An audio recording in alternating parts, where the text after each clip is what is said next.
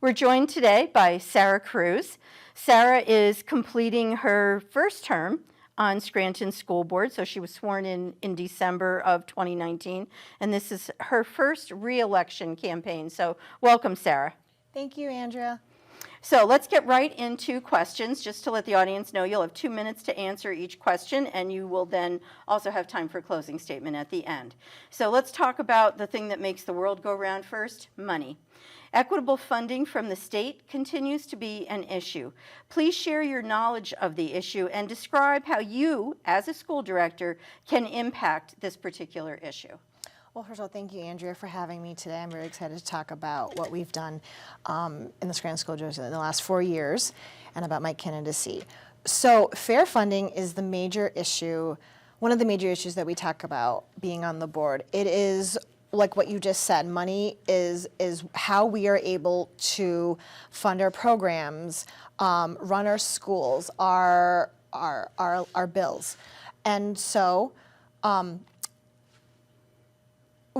first of all, what we do is that we advocate for fair funding by having good conversations and forming relationships with our legislators in Harrisburg. Actually, on Tuesday, I participated in the PSBA Advocacy Day. I had one session with a representative for Senator Marty Flynn and another session with Representative Kyle Donahue, where we talked about some of the issues that surround fair funding, about how we need increased dollars, not just one-time funds, but sustainable funds year after year in order to really make an impact. We also talked about the Level Up program that we are involved in, as well as charter school reform. Charter school reform is so vital right now. The parameters and the rules for charter schools are so that it makes it unfair for brick and mortar schools to be able to provide for their students.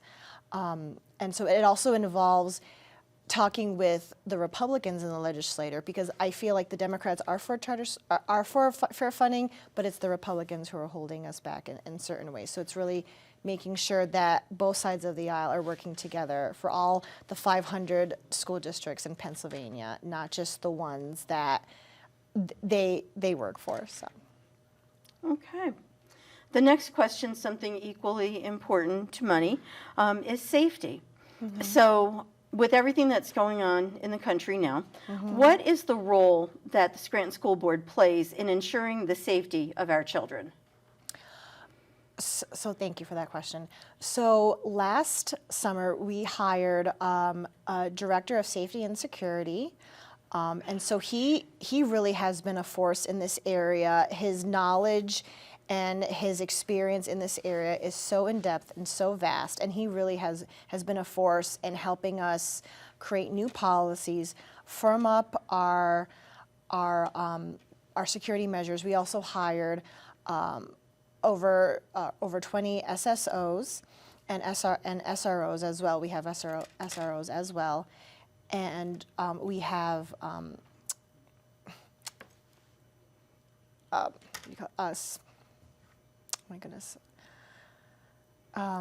metal detectors at our buildings, our high school, Scranton High and West High, and also every building has a system where when a person enters, they have to show their ID, and it's put into a computerized system where it shows if like they have a criminal background or who they are, and then they have to have a label that they have when they walk around the building, so they're clearly identified who they are. And just for people who may not know, SSO and SRO? So SSO is SRO is School Resource Officer, and SSO is School Safety Officer. Okay. All right. So this is a two-part question, mm-hmm. all right? Closing a school, as you know, is a hard decision to make. Mm-hmm. The first part of the question is what factors should be considered when you have to vote on a closure? And the second part that we want you to address is what factors should not be considered when you have to vote on a closure. So both sides of that coin. Okay. So the topic of closing a school, shuttering a building, is a very, very controversial one. 2 years ago, when the decision was made to close George Bancroft Elementary, I learned so much about community input, about the input of other local elected officials, those from Harrisburg that represent our area, and it really was, for me, one of the most difficult decisions I ever made. So I believe when looking at whether or not to close a building, first of all, right now, currently, what we have now that we didn't have 2 years ago is we just formed a building utilization committee.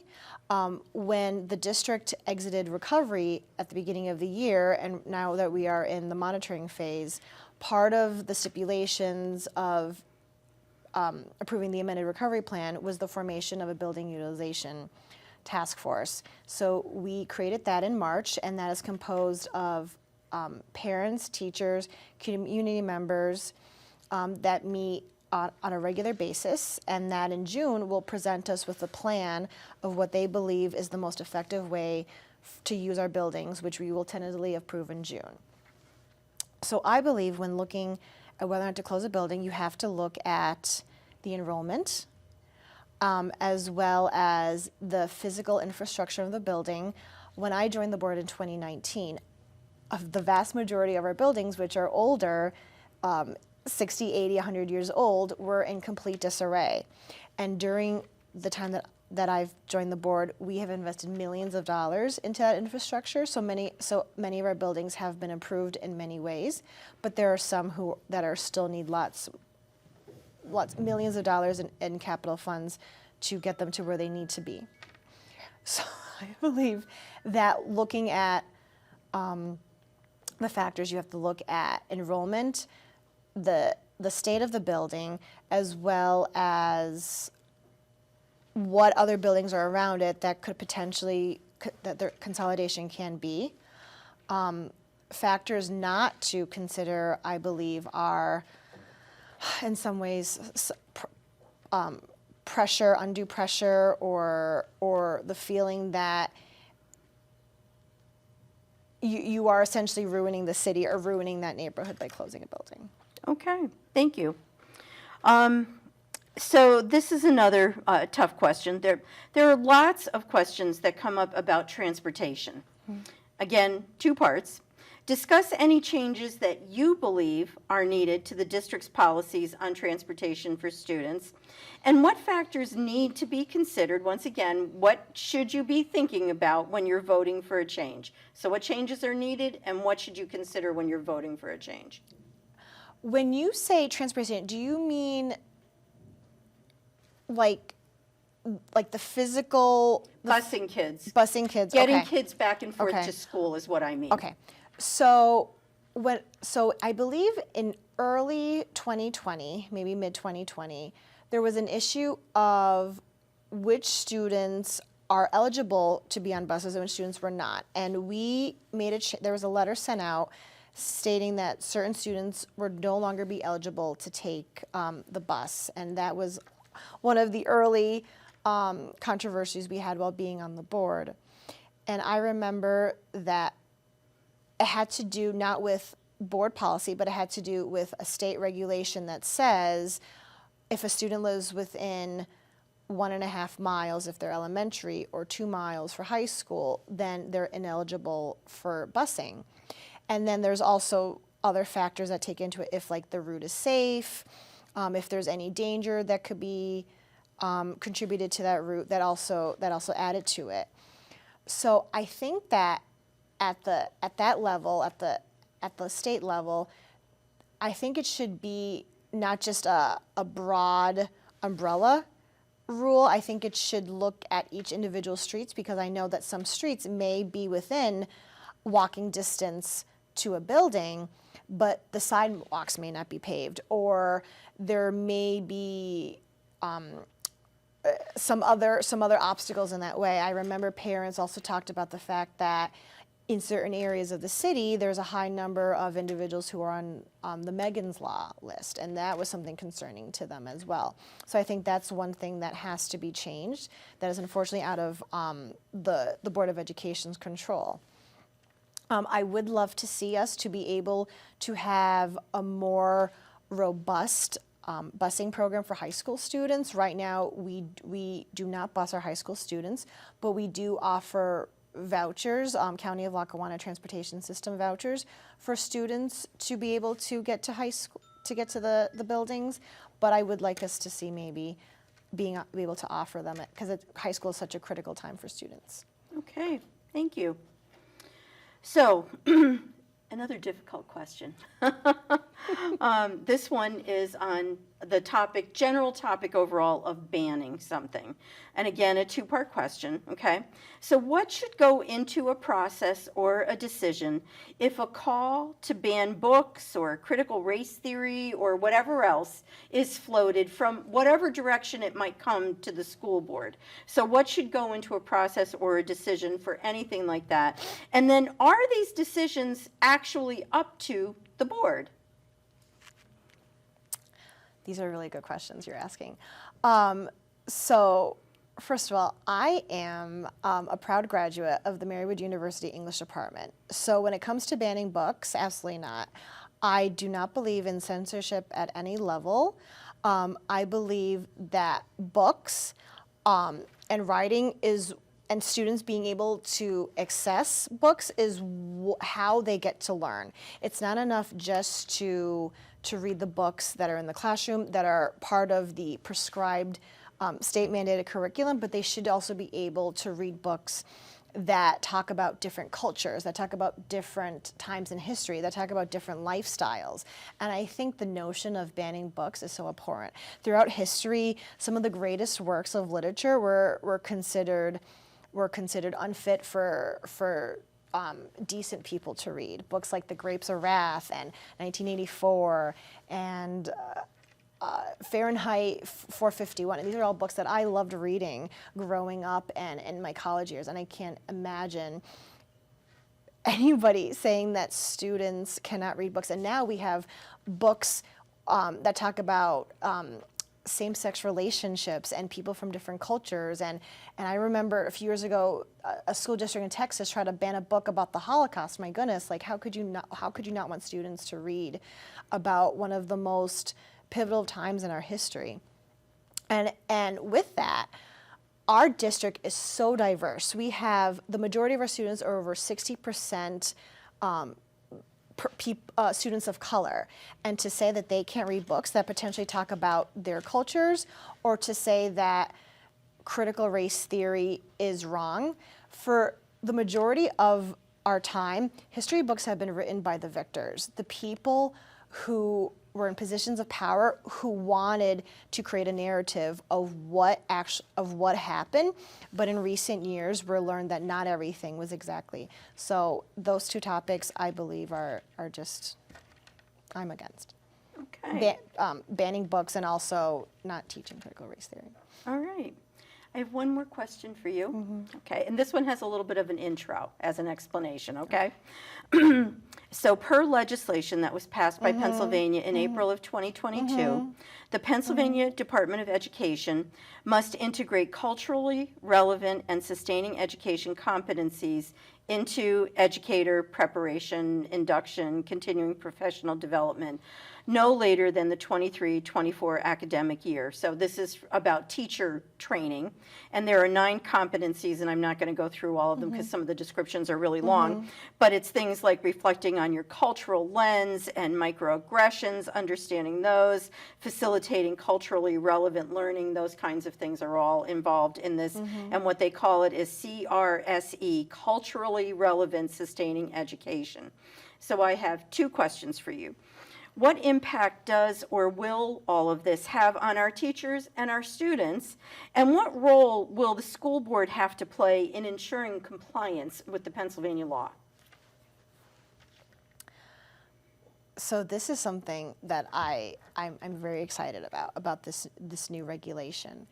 So as I just said in the previous question, The vast majority of our 9,300 students are children who identify as African American, Latina, Asian, Indian, from the Congo, from Nepal, from Russia, from all these different places.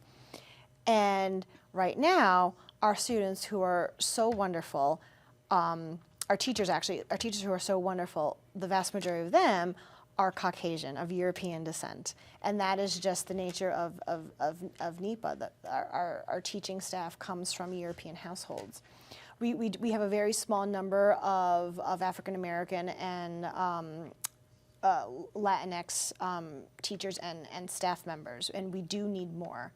So I think this new regulation that will mandate teachers to become more culturally competent is really good, because I think as a society, a lot of times we're taught just our own cultures, but we're not always taught to appreciate other cultures. It's very rare that sometimes a person will really engage and learn in depth about another culture. And so I think that because our students are culturally diverse, it helps to have teachers who are aware of that, who are doing the reading, that are reading books that talk about different cultures, and that are learning about their own potential biases. Last spring, I had the joy of facilitating a diversity and anti-bias forum with two teachers who are so engaged and invested in this area. I was also involved in the equity committee that we formed an equity policy, and right now I am on a shared committee with the city that focuses on diversity. And so I think our position as a board is to really ensure that our teachers have this opportunity to grow and learn in this area in order to become better teachers and better than they are right now, and then really connect with their students in this way. Okay. Sarah, thank you so much for answering my questions. Unfortunately, I don't have time for more questions, but you have 2 minutes to give a closing statement. Okay.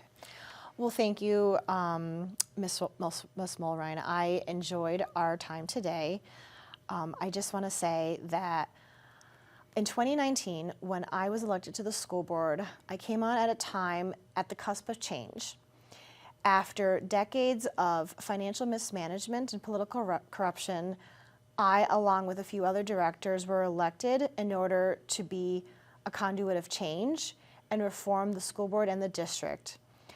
My focus from day one has been ensuring financial solvency, strengthening and implementing new policies and procedures that help us to effectively manage and run the district, as well as advocating for students who come from diverse families like me. I am the daughter of a man whose parents were born in Puerto Rico and a woman who was born in Honduras, who became a U.S. citizen in the late 90s,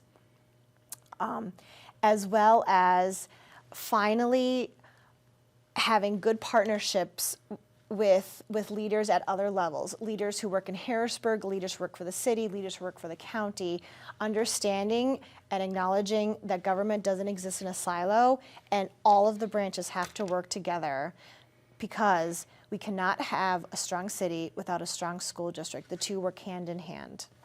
So I ask you today for your vote on Tuesday, May 16th. Thank you. Gracias.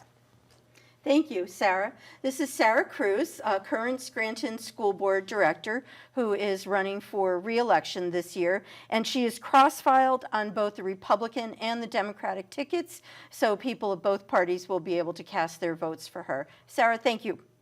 Thank you.